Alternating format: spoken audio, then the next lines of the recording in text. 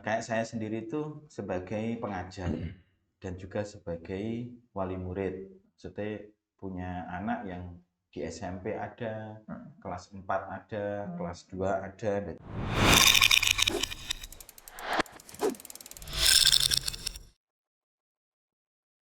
Baik, Assalamualaikum warahmatullahi wabarakatuh, Ustaz Prayit. Alhamdulillah. Waalaikumsalam warahmatullahi wabarakatuh. Alhamdulillah Ustaz, bisa ketemu kembali. Alhamdulillah, Ustaz. Gimana Ustaz kabar hari ini?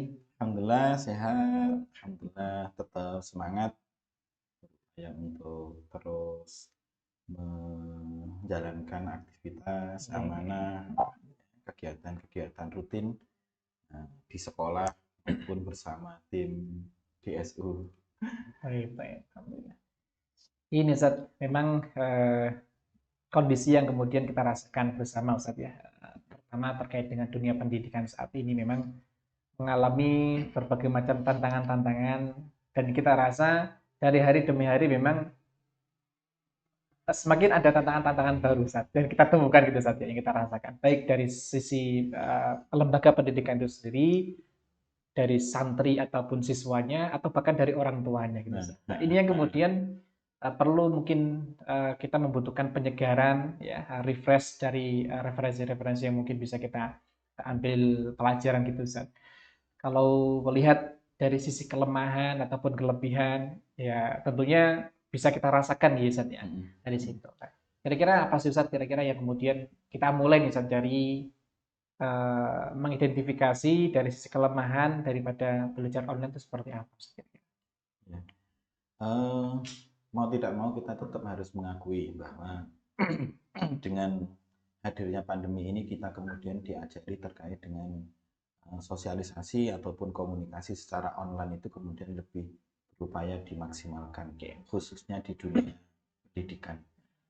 Kalau secara umum memang banyak yang sudah di hari ini, maksudnya ya, di hari ini sudah mulai banyak yang menikmati proses pembelajaran secara online, dirasa praktis, cepat, terus ya lebih menjangkau luas ke anak-anak begitu ya. Jadi kayak saya sendiri itu sebagai pengajar dan juga sebagai wali murid. Maksudnya punya anak yang di SMP ada, kelas 4 ada, kelas 2 ada, jadi beragam Lengkap Ustaz ya. beragam apa yang kemudian dialami oleh anak-anak itu kita juga merasakan. Ya sebagian menikmati, anak-anak kita menikmati, enak begitu, nggak apa nggak harus sama dengan rutinitas yang pagi-pagi harus segera siap-siap berangkat ke sekolah, harus dengan berbagai macam persiapannya dan sebagainya. Jadi ibaratnya aktivitas-aktivitas di jalan itu juga terkurangi dan Iya, sebagainya iya. karena memang banyak di rumah. Namun juga tidak bisa kita mungkiri bahwa ada hal-hal yang kemudian tetap ada plus minusnya ya. Ada hal yang dirasa kurang dalam hal ketika kita kemudian melakukan pembelajaran secara online. Yang pertama itu terkait dengan komunikasi, kualitas komunikasi. Jadi dengan online ini antara guru dengan siswa ataupun antara guru dengan orang tua, bahkan antara orang tua dengan anak yang posisi dalam satu rumah itu besar kemungkinan terjadi miskomunikasi karena memang tatap muka itu sebenarnya tidak bisa diwakili dengan media online ini, tidak seluruhnya terwakili. Contoh ya, kita menulis di WA dengan nelpon sama-sama itu dengan apa ya, jaringan itu saja secara pemahaman itu lebih nyambung ketika nelpon. Dari intonasi, dari ini gitu. Betul, betul. Itu bisa kita temui banyak loh orang itu yang tulisan itu sebenarnya biasa. Apalagi kalau di grup ya, nulis atau berkomentar gitu, tulisannya biasa tapi terkadang karena memang bahasa tulisan itu tidak bisa dicerna 100% oleh pikiran sebagaimana ketika ngomong, kadang terjadi salah paham. Padahal kadang maksudnya nggak begitu. Arti lokasi beda sebetulnya dimaksudkan. Apalagi suasana backgroundnya beda, begitu suasana rumah beda. Gitu. Dan itu yang sering saya alami juga begitu. Beberapa perasaan sebagai guru itu ngasih penjelasan, ngasih tugas itu sudah pas. Tapi ternyata ya masih ada pertanyaan, entah itu dari siswa ataupun dari orang tua. Makanya kita sebagai guru itu poin-poin itu ya, materi, setelah itu dan sebagainya kita jelaskan itu bahwa tetap harus ada tambahan. Jika ada pertanyaan silahkan menghubungi WA ini ya begitu. Tetap gitu. harus kita berikan pelayanan semacam itu Untuk karena mengkonfirmasi iya, Ustaz. karena khawatir ada sesuatu yang belum sesuai dengan apa yang kita mau. Kemudian kelemahannya juga Ustaz Fadli ya, anak-anak kita. Dengan online itu tidak seluruhnya fokus dengan pembelajaran. Ya, jadi kalau di kelas itu ketika anak tidak fokus bisa segera kita kondisikan, tapi kalau di rumah belum tentu. Walaupun dengan Zoom meeting. Dan ternyata pengalaman ini nggak hanya terjadi kepada anak-anak. Orang tua pun juga begitu. Diajak Zoom meeting itu kadang ini videonya dimatikan terus orangnya kemana? Gitu Nah, Ustaz. itu Jadi tinggal masak gitu iya ya. kan akhirnya kan berbeda ya. Iya. Ketika kita sebagai orang tua biasanya mengikuti pelatihan dalam satu ruangan di gedung dan sebagainya, fokus dengan apa trainernya atau mentornya gitu, berbeda kualitasnya dengan ketika kita ikut Zoom meeting atau webinar itu. Maka inilah yang kemudian menjadi satu kelemahan ya, tidak fokus. Tapi kalau bagi anak yang memang fokus, yang memang dia nyaman dengan dunia elektronik semacam ini ya santai ya enak. Apalagi kalau dia memang menyediakan ruangan khusus untuk menyimak satu materi gitu ya, insya Allah bisa fokus juga. Gitu. Kemudian kelemahan juga yang ini kemudian menjadi lemahnya kontrol dari orang tua ya, anak itu seakan-akan tidak bisa jauh dari HP. Padahal bisa kita pastikan tidak semua aktivitas anak dengan HP itu mesti belajar. Belum tentu.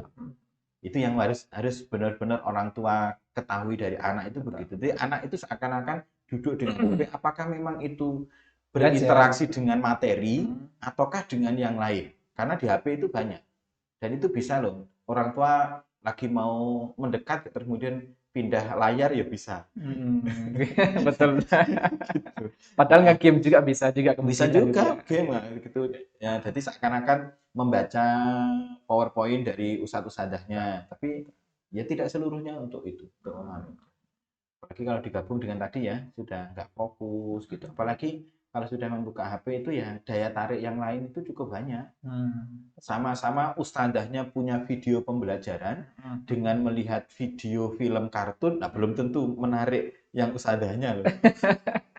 Dan mungkin realitanya begitu Ustaz ya. Nah iya kan Gitu ya. begitu kan, anak dengan dipegangi HP kan banyak film-film yang disukai yang mungkin sebelumnya bisa diakses di televisi, nah bisa tinggal ketik di YouTube-nya. Betul.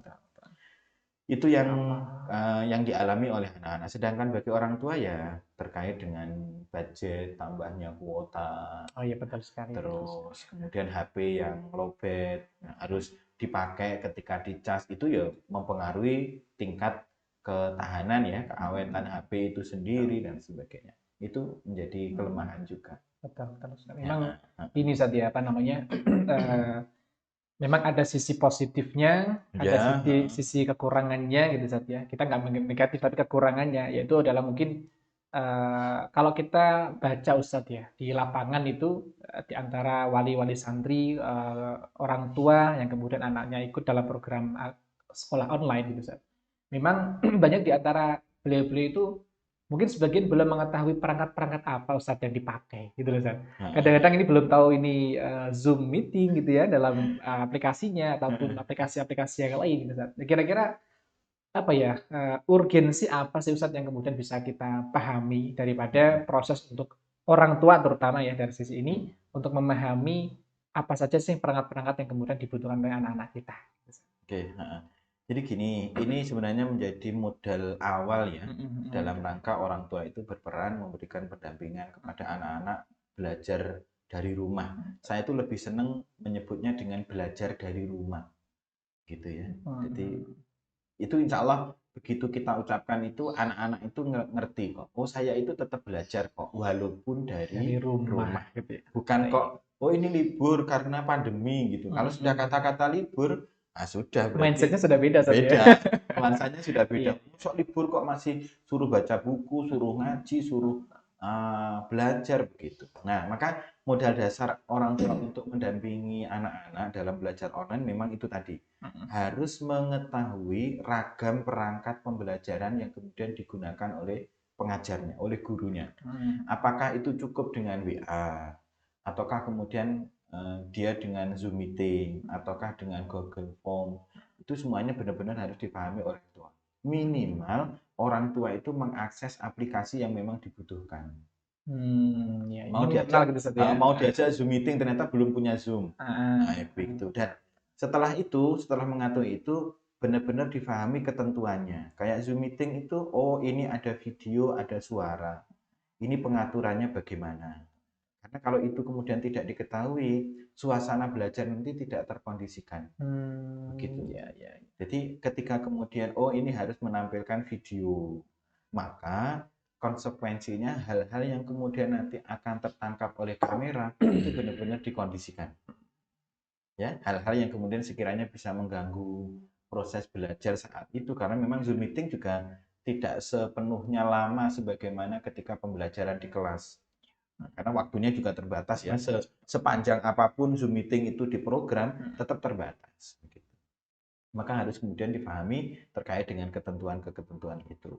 Kemudian yang perlu diketahui juga setelah mengetahui perangkatnya, perlu dipahami cara kerja penugasan yang kemudian diberikan. Apakah tugasnya itu dalam bentuk suara, rekaman, ataukah foto, ataukah video. Itu benar-benar orang tua tahu. Oh, materi ini anak saya atau hari ini anak saya tugasnya begini. Maka perangkat yang dibutuhkan begini, begitu. Nah, contoh ya, seumpama oh anak harus menyetorkan rekaman. Mau nggak mau anak ini prosesnya harus dengan HP dan itu jelas merekam begitu. Kok kemudian anak itu gini, apalagi posisi HP-nya miring, oh ini game ini, udah kelihatan ini bukan merekam ini ngegame ini. Jadi gitu. orang tua juga harus mengenal bahasa tubuh gitu Ustaz ya. Iya, sudah tahu oh gitu. Iya. Kalau oh ini hari ini tugasnya rekaman, contoh pelajaran wafa atau apa ya begitu ya memang harus mengirimkan rekaman bacaan Al-Qur'annya berarti begitu, memang anak harus rekaman. Begitu. Kalau foto berarti bisa begitu foto anak ini harus memang mengerjakan dulu mungkin di buku tulisnya mungkin menggambar mewarnai atau membuat peta dan sebagainya setelah itu baru kemudian difoto.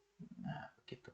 Kalau video kalau video memang perlu beberapa kali durasi waktu pengambilan video itu kalau memang sekiranya belum bagus ya memang butuh mengambil beberapa kali video. Namun hal yang kemudian perlu disampaikan oleh orang tua kepada anak-anaknya sebelum di video ya perlu latihan dulu. Nah, begitu. Berlatih dulu lah. Ketika kemudian dia harus menjelaskan sesuatu atau melakukan sesuatu ya diperagakan dulu. Termasuk Ustadz yang perlu dipahami oleh orang tua itu adalah kapan batas waktu tugas itu dikumpulkan. Ini harus mengetahui. Sehingga orang tua benar-benar, oh hari ini ada tugas begini, dan ini dikumpulkan sampai batas waktu jam sekian. Dan sebenarnya inti kita di situ, karena kita pengen disiplin dengan online. Jangan sampai kita itu pembelajaran secara online, pengennya itu memudahkan secara interaksi dan komunikasi, karena online itu kan cepat ya, dalam artian gini, saya tinggal di asrama haji, Ustadz Fadli tinggal di daerah mana tuh Ustadz? Gedung Ombo. Ya. Ini kalau saya ngomong sama Ustadz Fadli secara normal saya harus transportasi ke sana.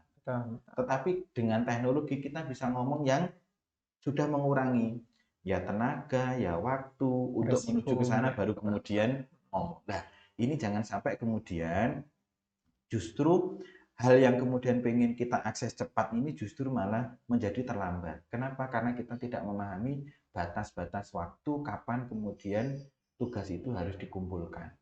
Nah, kalau itu tidak terpahami biasanya kemudian terlewatkan, tertunda. Padahal bisa jadi besok itu Ananda sudah ada tugas dari pelajaran yang lain.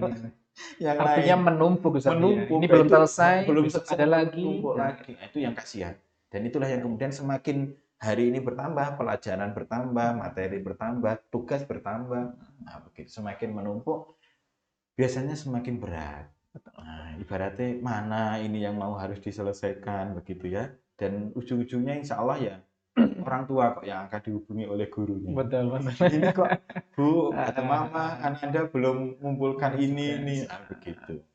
Itu pernah mendengar Ustaz, Oke. curhatan dari beberapa apa namanya pendidik ya, guru gitu Ustaz ya. Jadi dia Ustaz ini tugasnya sudah kita sampaikan dari pagi hari. Yang harapannya sih jam 6 sore itu sudah dikumpulkan Terkumpul. semuanya.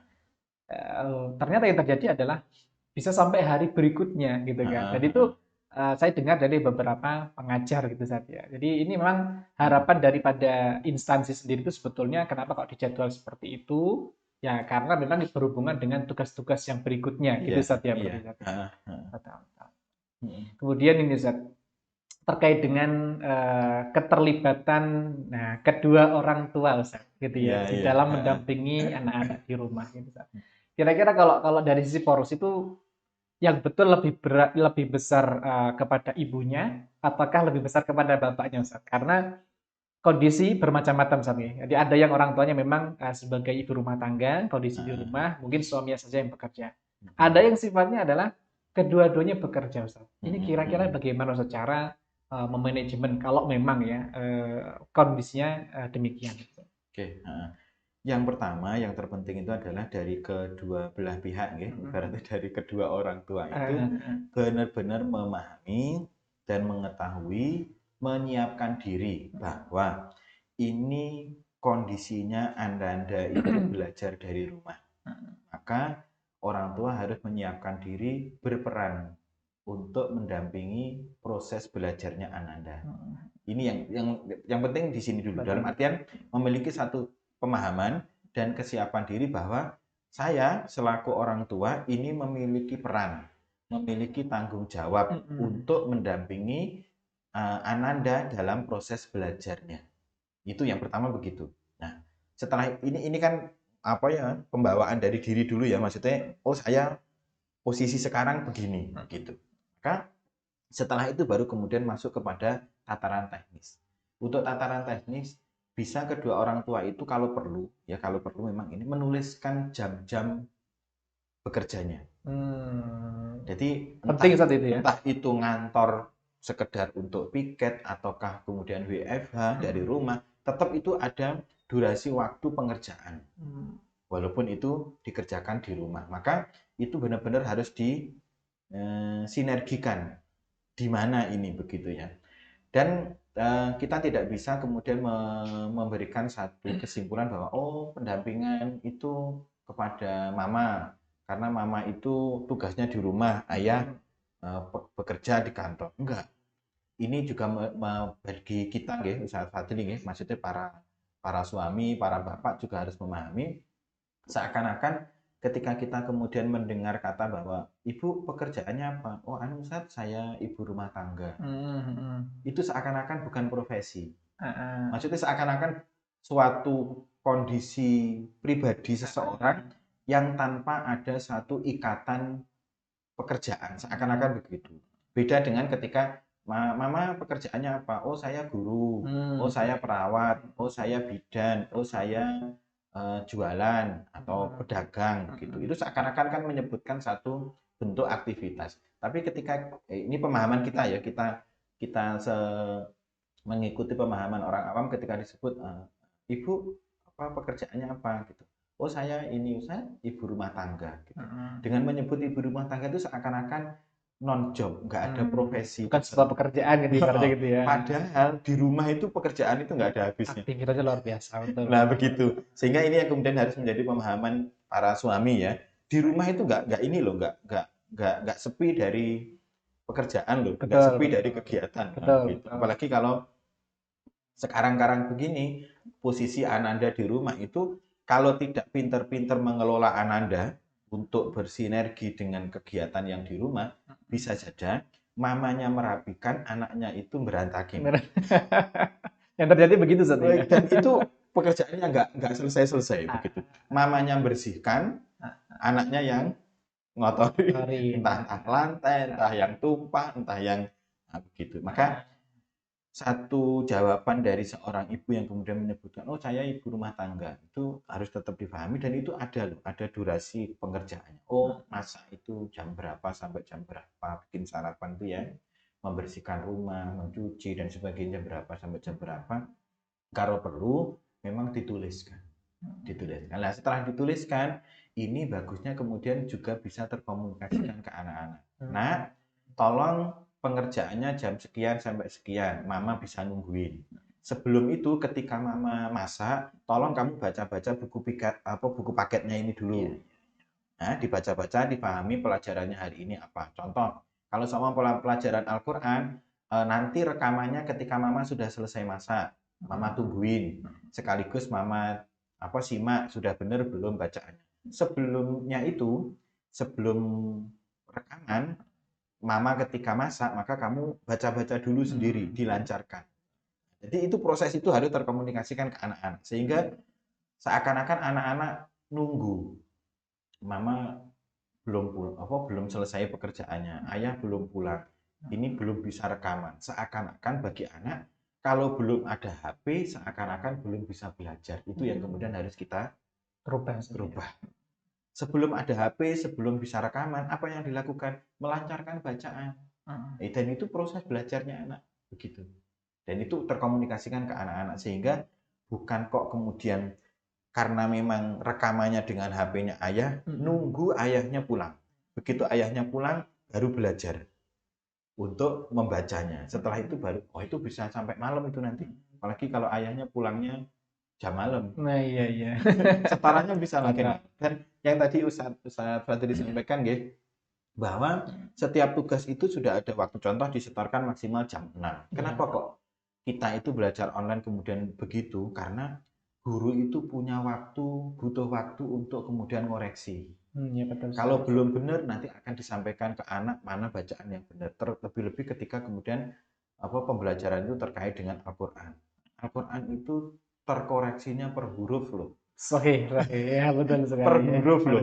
Ini benar-benar harus difahami semuanya. Di pembelajaran yang lain pun juga sama. Entah itu matematika, bahasa Indonesia, IPA, IPS, guru juga butuh waktu untuk mengoreksi apa yang sudah dikumpulkan oleh Ananda. Ketika kemudian ada yang belum pas, guru wajib untuk mengkonfirmasi kepada Ananda. Sudah paham atau belum? Sudah sepenuhnya diketahui atau belum? Ini materi yang diajarkan oleh ustadzahnya itu harus terkonfirmasi.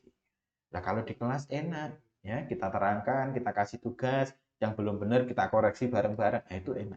Nah, ini yang kemudian harus dipahami terkait dengan tugas. Jadi tetap harus ada pembagian tugas yang itu sesuai dengan porsi waktu yang dimiliki oleh orang tua. Dan itu orang tua bisa menyampaikan ke anak, hari ini ayah ada tugas begini, nanti insya Allah selesai sampai jam sekian. Tolong sebelum itu disiapkan ini ya, begitu. Nanti ayah pulang tinggal begini. Nah, itu loh. Yang terpenting bagi anak begitu, sehingga tidak lost. Ngalir saja, tidak. Nanti begitu sudah malam terasa, ini belum mengumpulkan, ini belum buat, video belum rekaman. Begitu padahal posisi sudah di atas jam 6. Orang tua datang dari kantor sudah dalam kondisi capek, akan mungkin stres juga, ditambah lagi dengan ternyata anaknya belum siap gitu loh. Maka ini satu bentuk pengkondisian ya, lebih kepada pengkondisian. Dan itu kalau kita mau menyampaikan kepada ayah bunda pun sama. Kita sebagai guru itu sekian porsi waktu yang kita miliki di kelas itu tidak seluruhnya untuk menyampaikan materi. Ada kalanya untuk mengkondisikan. Contoh, kita sedang menerangkan, ada satu anak aja yang kelotean, itu butuh waktu untuk mengkondisikan itu. Kita menghentikan dulu menerangkan, baru kemudian mengkondisikan anak ini, termasuk menasihati yang lain. Dan itu butuh beberapa menit loh itu berjalan. Karena kalau ini tidak terkondisikan, nggak efektif itu pembelajaran. Guru menerangkan, ada anak yang kemudian rame, kelotekan atau guruan, itu nggak efektif satu penjelasan. Artinya memang kalau saya menarik kesimpulan dari yang poin ini Ustadz ya, berarti ternyata memang komunikasi terbuka antara suami, istri, dan anak-anak itu menjadi poin penting Ustadz ya, di dalam hal ini. Karena apalagi kalau melihat kepadatan kegiatan yang jenengan sampaikan tadi ya, ibu dikira nggak ada kegiatan, masya Allah itu ya, mulai bangun tidur sampai sebelum tidur itu gitu, masya Allah itu kegiatannya. Ayah juga mungkin berkaitan dengan masalah pekerjaan di kantor, anak-anak juga dengan, artinya kalau di antara belah pihak itu kemudian mengetahui porsi-porsi kegiatan mereka sehingga mencari waktu-waktu yang memang pas untuk mengerjakan tugas dalam hal ini. Nah, Nah, itu mungkin jauh lebih efisien, Sob, ya. Jauh nah lebih gitu. tepat untuk berikut-berikutnya juga. Masya Allah. Mm-mm. Masya Allah. Kemudian ada lagi, Zat. Oke, oke. Ini kan berkaitan dengan apa ya, kita sebut sebagai schedule ya, Zat, ya. Ah, ya. Scheduling, ya, penjadwalan atau kita sebut sebagai screen time ya. Ini kira-kira apa ya, seurgent apa sih Ustadz poin itu ya kemudian bisa diterapkan di dalam sebuah keluarga gitu, Ustadz. Mm-mm. Terutama berkaitan dengan kelas atau belajar dari rumah ini, Ustadz. Mm-mm. Gitu. Jadi gini, karena memang ini belajarnya secara online, tetapi yang kemudian harus kita pahami ya, dan ini benar-benar menjadi satu satu bentuk upaya untuk menjaga Iya. menjaga anak kita ke depannya, dalam artian kita tidak ingin satu proses yang kemudian sedemikian kita lalui ini, proses belajar online itu menyebabkan satu efek yang nanti terjadi di masa masa depannya, Iya, iya. terutama terkait dengan interaksi anak-anak dengan layar, entah itu dengan HP, laptop, ataupun televisi. Iya, Nah, ini lebih dikenal dengan screen time ya, screen time. bahwa seberapa sih batasan sisi sehatnya kita berinteraksi dengan media-media semacam itu. Entah itu efek pada penglihatan karena cahaya, Radiasi cahaya. radiasi cahaya itu, ataupun efek kesehatan pada sisi sinyal yang kemudian ada Iya. pada elektro itu, gitu ya. Maka benar-benar harus dipahami bahwa belajar online itu tidak sepenuhnya harus selalu di depan layar. Ini yang benar-benar harus dipahami kita semuanya. Iya, iya, iya. Entah orang tua, entah guru, entah. Jadi kalau kalau kita kemudian membawa secara awam gitu ya, seakan-akan kalau sudah di hadapan HP, di hadapan laptop itu seakan-akan seluruhnya belajar. Padahal tidak selalu. Gitu. Padahal kalau kita kemudian melihat sekarang, porsi sekarang itu di Indonesia ya semi lah masihan. Karena gini, kita mengerjakan tugas lewat HP, tetapi kadang bahan ajar itu posisinya di buku. Beda dengan di negara maju yang ketika kita mengerjakan tugas di laptop, bahan ajarnya itu di e-book, ya kan? Atau bentuknya PDF yang Iya, kemudian iya. memang harus diakses di layar juga. Oke, Maka oke. inilah yang kemudian menjadi perhatian bagi kita semuanya, sehingga minimal tatapan mata itu tidak selalu kepada layar. Ada kalanya ke buku, ada kalanya ke benda, ada kalanya ke yang lain. Sehingga tidak terjadi sesuatu hal yang terus-menerus terpacu pada layar. Maka ini menjadi satu kehati-hatian kita, kenapa kok kita itu sering menasihatkan ya, terkait dengan mewanti-wanti ya, memberikan arahan terkait dengan game. Karena game itu terpacu dia, ya kan, untuk naik level, jadi terus secara gerak fisik, secara mata itu, secara fokusnya pikiran itu seakan-akan benar-benar sedemikian tegangnya ngurusi game itu tadi, dan itu tidak terasa secara waktu dan lain sebagainya.